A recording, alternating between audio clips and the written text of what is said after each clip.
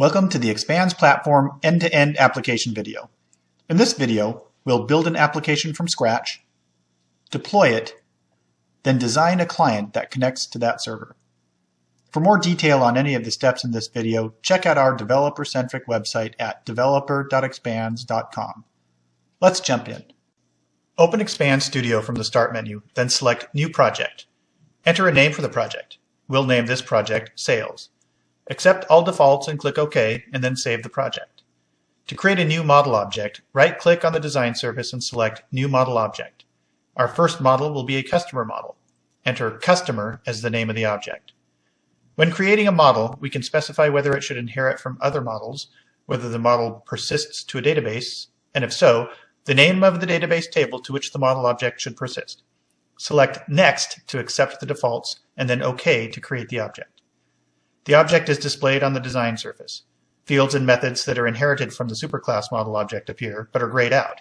To hide these inherited fields and methods, uncheck the checkbox. Right-click again on the design surface to create a sales order object to hold orders for the customer. In the inherited object dropdown, the customer object is now available for inheritance. In this instance, we won't inherit from anything.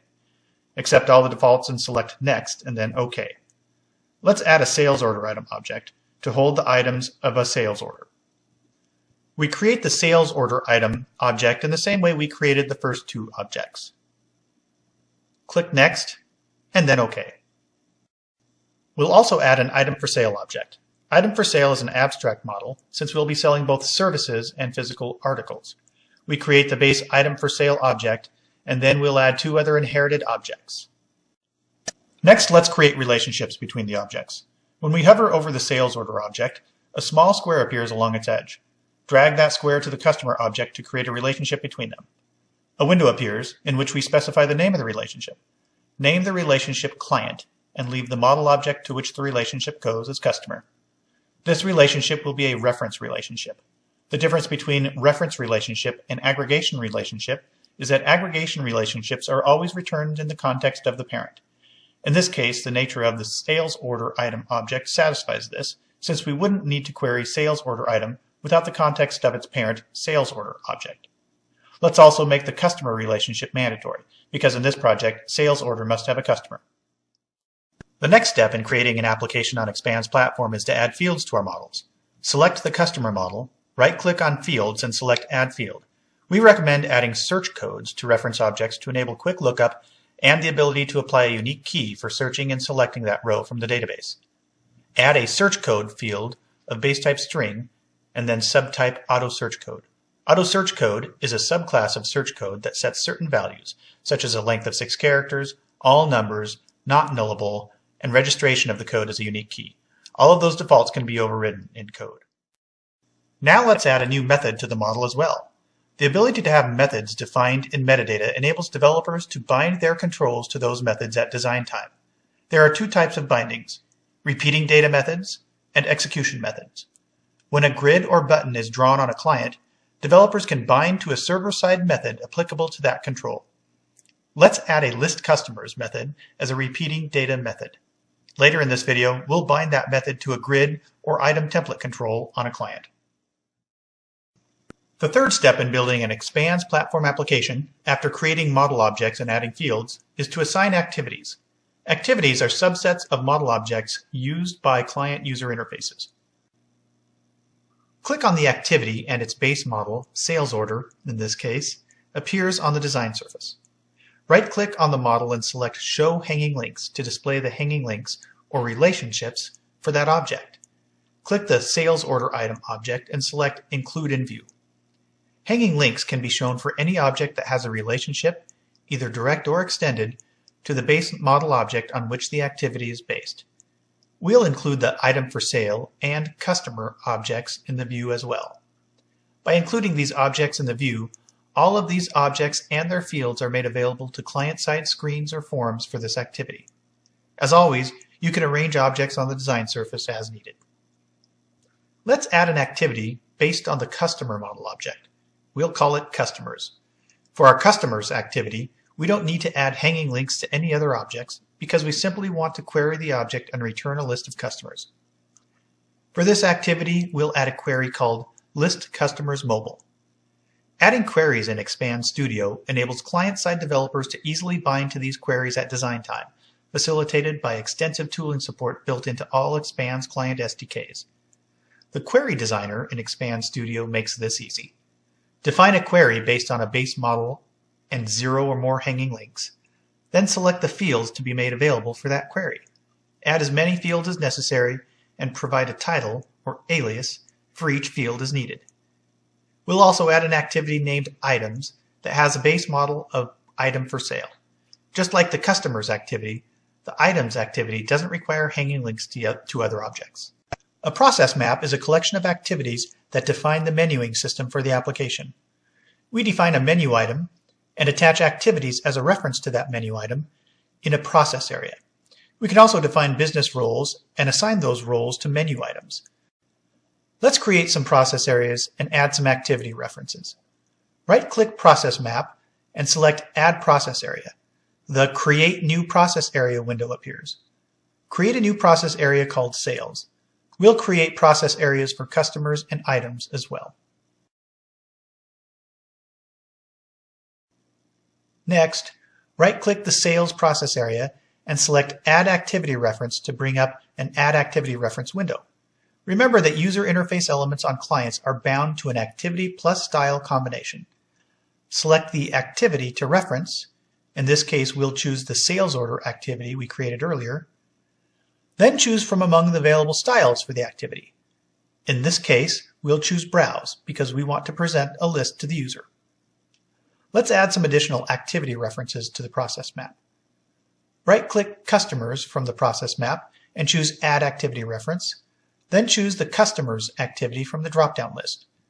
Select the Browse style from the drop-down list because, again, we want to present a list to the user. Right-click Items from the process map to add an activity reference.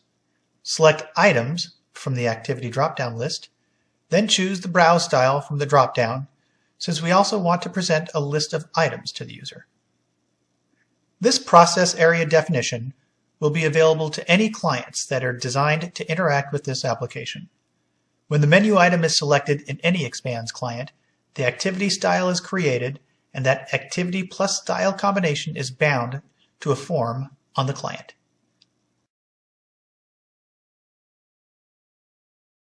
Next, we deploy our application onto an expanzPLATFORM server. To begin, open Visual Studio. Create a new project. Select Expands from the list of installed templates, and from the Expands submenu, select On-Premise Server and click OK. The Expand Studio project from previous videos created a .esp file, which stands for Expand Studio Project. We named the project Sales, so the project file is called sales.esp. We select that file and choose Open. Next, we specify the database connection. Entering a database connection isn't mandatory, but it's convenient to configure that connection here. If you do not have a database yet, the Expands runtime creates a database for you if you have permission to do so. Let's also choose to generate the Entity Framework objects and context classes so we can perform link queries. Click OK. Expands tooling creates scaffolding for your application based on the metadata from the Expand Studio project. Folders appear in Solution Explorer seen on the right side of the screen, many of which are prepended with ESA, which stands for Expands Server Architecture. The folders created are an application server, a site manager, a testing project, a web service, and a folder for your application, which in this case is the sales folder.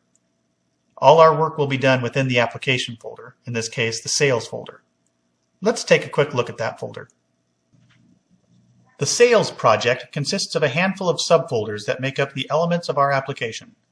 The constants folder houses activity definitions, enabling us to refer to them in code form, and a messages constants class that enables us to refer to the application's messages in code as well. Next is the Entity Model Objects folder. expanzPLATFORM leverages the Entity Framework to provide link support for retrieving data. The Entity Framework has its own built-in ORM. For more complex data retrieval, or to avoid learning the Expands ORM, we can use link to gain access to data. The metadata folder is next. It contains the metadata that was built when working in Expand Studio. This metadata is the heart of the application and is used at runtime. All objects are instantiated using the model object document, so if it doesn't exist in this document, it won't be available to clients at runtime. Note that you can still access plain old class objects server-side. And then, the model objects folder contains the application's POCO classes, or plain old CLR objects. When we look at the customer model object, we see the fields that we defined, as well as the method we created in Expand Studio. At the bottom of the folder list, we see that the project also has a config.xml file. This config file can be edited by hand or within Expand Studio. Let's start the project. It's good to note that the project will start without having to write any further code. The solution instantiates an app server console, a site manager console, and a web service. Upon starting, the app server synchronizes the model objects with database objects and creates a database for the application. At this point, you're ready to build a basic CRUD client that interacts with this fully functional, ready-for-business server-side instance. Your on-premise server is ready for interaction. Deploying your application to Azure follows similar steps and is just as straightforward. Open Visual Studio and this time select the Azure Server template. The platform takes care of the underlying differences. You simply select the Azure template, build the application in Visual Studio, and a running operational service endpoint is presented to you. When you build the application, the solution starts and the Azure Dev Fabric binds all of the relevant infrastructure. Here is the Dev Fabric. As you can see, the service endpoint has been configured, and the consoles display the application server and site manager instances. Upon starting, the application server syncs the model objects with database objects and creates a database for the application.